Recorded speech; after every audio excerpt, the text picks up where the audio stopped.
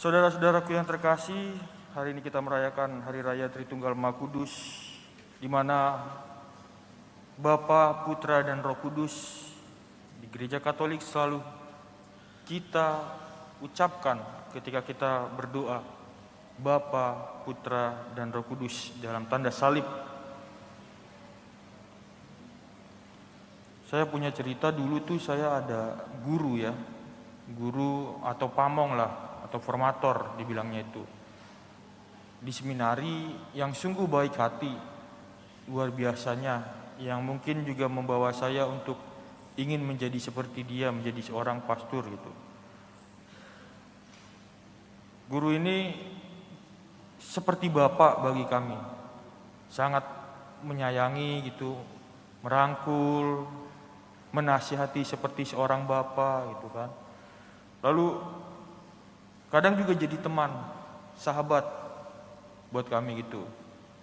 Bercanda-bercanda, bermain sepak bola, bermain-main hal yang menarik bersama kami, jalan-jalan bersama kami gitu, seperti sahabat lah. Lalu ya saatnya kami berbuat salah, ya dia nasihatin kami, ngajarin kami, ngarahin kami yang benarnya mana gitu. Artinya guru ini teladan atau formator ya, pastor soalnya. Teladan buat saya, buat kami semua waktu itu, yang kadang menguatkan kami juga untuk menjadi pastor waktu itu. Dan penggambaran ini sepertinya cocok bagi kita untuk melihat bagaimana Roh Kudus itu hadir dari satu kodrat ke dalam tiga pribadi, Bapa, Putra, dan Roh Kudus. Bapa sebagai Ia yang menciptakan, lalu membawa kita pada keselamatan juga, menasihati kita juga, merangkul kita, memeluk kita, tetapi juga bisa menjadi sahabat bagi kita seperti Putra yang turun ke dunia dan menjadi pengajar, pembimbing seperti Roh Kudus juga gitu. Tetapi kerap kali Tritunggal ini dilihat hanya sebagai konsep saja gitu ya. Ingin memuaskan pikiran manusia tentang Allah Tritunggal itu seperti apa. Banyak orang-orang di luar kita, di luar agama Katolik, pasti Tuhannya orang Katolik ada 3 gitu. Tapi kan yang dipikirkan mereka soal jumlah atau sebuah konsep teori tentang Allah Tritunggal itu seperti apa. Kita mencari-cari rumusan-rumusan yang tepat ya.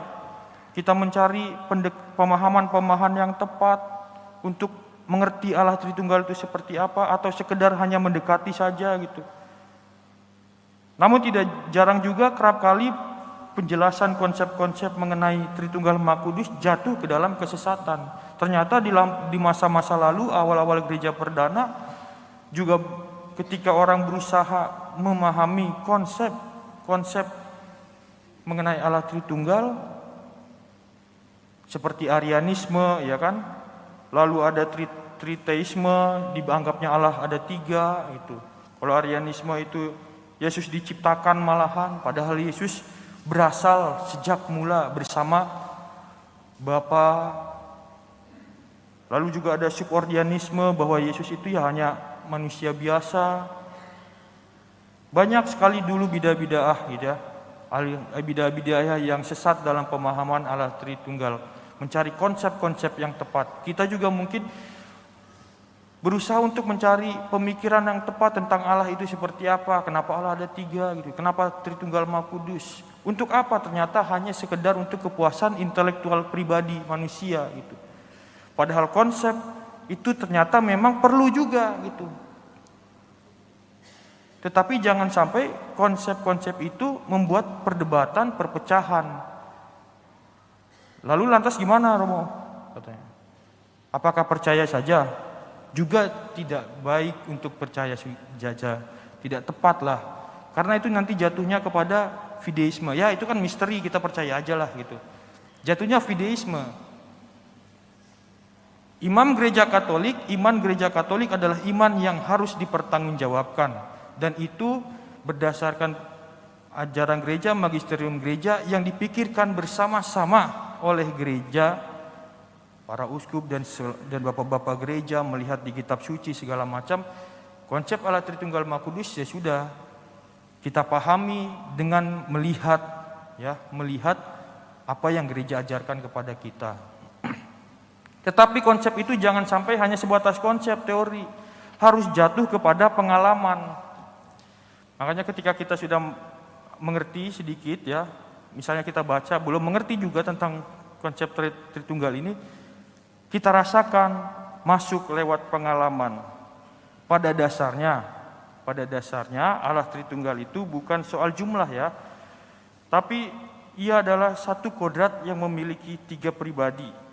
Cara mengada Allah, cara berelasi Allah dengan manusia, dan kalau dipandangnya itu kita perlu juga masuk ke dalam pengalaman untuk merasakan kehadiran Allah Tritunggal ini. Di mana pertama-tama kita bisa merasakan pengalaman itu? Saat kita berdoa. Saat kita berdoa, di situ kita bisa menyapa Allah, berelasi dengan Allah. Ketika kita membutuhkan suatu rangkulan, suatu bantuan, kita menyapa Allah dengan Bapa.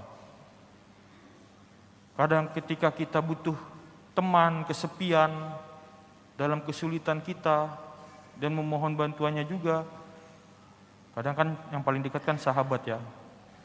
Sahabat itu di mana tempat kita bisa mencurahkan hati, ngobrol bersama dia. Itu bahkan marah-marah juga bersama sahabat itu. Kita bisa menyapa Tuhan Yesus. Atau ketika terakhir kita ingin membutuhkan suatu bimbingan, keajaiban-keajaiban Tuhan bahkan. Kita berdoa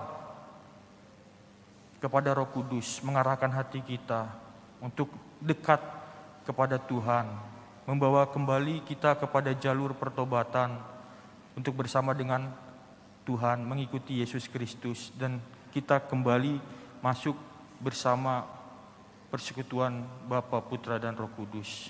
Artinya itu bisa kita alami dalam proses untuk menyadari kehadiran Allah Bapa, Allah Putra, Allah Tritunggal. Mungkin pertama-tama kita mulai dari doa. Dan Gereja Katolik selalu mengajarkan kita dengan tanda salib. Tanda salib bukan hanya sekedar tanda, tetapi sarana bagi kita, cara bagi kita untuk menyapa, hai Allah Bapa, hai Allah Putra, hai Allah Roh Kudus. Disitulah kita pertama-tama menyadari akan kehadiran Tritunggal Maha Kudus.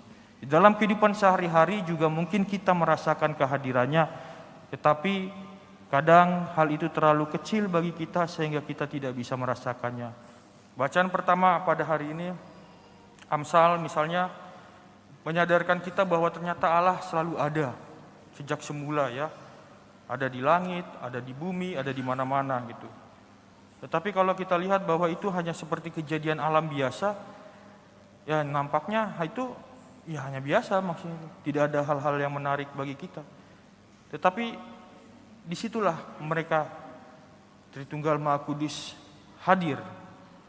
Keajaiban-keajaiban hanya Bapa yang bisa melakukannya itu. Kita mungkin hampir sering tidak menatap langit gitu ya. Menatap langit itu maksudnya menatap Allah Bapa, Allah Putra, Allah Roh Kudus. Soal keajaiban-keajaiban, bahkan bencana juga bisa disebut keajaiban yang buruk gitu ya. Seperti COVID ini waktu itu kan, itu juga bisa dianggap suatu keajaiban, tapi keajaiban yang buruk gitu. Tiba-tiba saja muncul gitu kan, tidak tahu dari mana.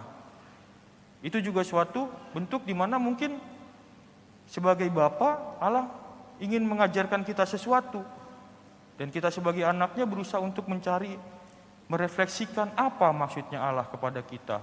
Atau di dalam kemalangan-kemalangan hal-hal yang buruk bagi kita masing-masing, di situ mungkin Bapak sedang ingin memberikan suatu pelajaran berharga. Tinggal bagaimana kita berefleksi, memahaminya secara positif, dan bersyukur akan apa yang Tuhan berikan kepada kita.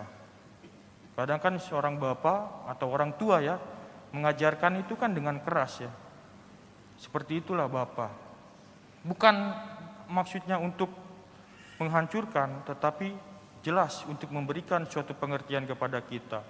Dan Bapa juga pasti tidak tinggal diam, Ia akan merangkul anak-anaknya, mengasihi anak-anaknya, mengulurkan tangan untuk anak-anaknya. Begitu juga ketika kita bisa merasakan kehadiran Putra di dalam hidup kita, terutama Gereja Katolik melihatnya hadir dalam Ekaristi itu. Ketika diubah ya kan menjadi roti dan anggur, atau juga ketika di sekitar kita ada orang-orang yang hadir menemani kita di dalam kesepian, mungkin di situ juga Tuhan hadir. Dan Roh Kudus ketika kita di dalam kebebasan kita selalu ada suara-suara yang berusaha untuk mengarahkan kita ke jalan yang benar, kebenaran. Gitu. Begitulah apa yang harus kita lakukan, jangan hanya sekedar masuk ke dalam konsep, tetapi cobalah untuk masuk ke dalam pengalaman. Tetapi pengalaman itu kembali direfleksikan, dihayati, didalami akan kehadiran Allah Bapa di surga. Dan satu lagi, hal yang paling banget kita rasakan, yang akan sangat kita rasakan ya, dalam kehadiran Tritunggal Maha Kudus adalah cinta, kasih. Di mana ketiga itu, ya Bapa, Putra, dan Roh Kudus, relasi mereka ada relasi kasih. Dan relasi Tritunggal Maha Kudus kepada kita juga relasi kasih. Di mana seorang Bapa pasti mengasihi, seorang sahabat pasti harus mengasihi, seorang Roh Kudus adalah kekuatan kasih yang mengarahkan kita kepada kebenaran. Kebenaran itu siapa? Ya Tuhan Yesus sendiri, karena Yesus adalah jalan, kebenaran, dan hidup. Jadi kebenaran itu di mana? Di Yesus. Kebenaran itu siapa? Yesus. Bagaimana mengikuti kebenaran? Dengan cara Yesus. Mengapa kita harus mengikuti kebenaran? Karena kita akan sampai kepada Yesus untuk menuju kepada Bapa di surga. Di mana kita bisa melihat kebenaran itu? Di dalam pribadi Yesus. Karena Yesus adalah kebenaran. Dan untuk mengarahkannya itu, kita mohon bimbingan Roh Kudus. Ya. Bimbingan Roh Kudus yang berasal dari Allah Bapa dan Allah Putra. Dan kita juga harus melihat bahwa di dalam bacaan Injil hari ini juga ada ungkapan-ungkapan akan masa depan yang mengartikan bahwa Tuhan itu selalu bergerak, tidak diam saja. Ya. Ada kata di mana Ia akan memberikan roh kebenaran, Ia akan memberikan kemuliaan, akan kata akan itu selalu ada muncul di dalam Injil Yohanes yang memang penggambarannya untuk masa depan, bahwa suatu saat nanti waktunya siapa? Ya bukan waktunya kita, waktunya Allah, enggak ada yang tahu ya kan? Bahwa kasih Allah Bapa, Tuhan kita Yesus Kristus senantiasa menuntun kita, membawa kita, menjaga kita pada keselamatan. Tuh. Dan salah satunya yaitu Roh Kudus. Oleh sebab itu ya, saudara-saudaraku yang terkasih, marilah kita berusaha di dalam setiap hari kita, di dalam kehidupan sehari-hari kita, merasakan cinta kasih Allah, bersyukur atas pemberian Allah, di mana di situ kita akan sungguh merasakan Bapa, Putra, dan Roh Kudus hadir, dan kita selalu membawa semuanya itu di dalam doa untuk berbicara, mengobrol bersama mereka, Bapa, Putra, dan Roh Kudus, menyapa dengan cara yang sungguh elegan, yang sungguh indah di dalam doa kita, yaitu tanda salib, dan diakhiri juga dengan tanda salib. Dan kita juga sebagai orang Katolik, hidup ini diawali dengan tanda salib, ketika dibaptis tanda salib, dan nanti juga ketika kita wafat pun diakhiri dengan tanda salib. Hidup kita selalu dipenuhi dengan Tritunggal Maha Kudus. Marilah kita sadari akan kehadiran Tritunggal Maha Kudus dalam hidup kita, di dalam kehidupan kita sehari-hari, dan bersyukur untuk menjalani hidup yang sesuai dengan kehendak Allah, menuju pada kebenaran pribadi, yaitu pribadi Yesus sendiri. Tuhan memberkati.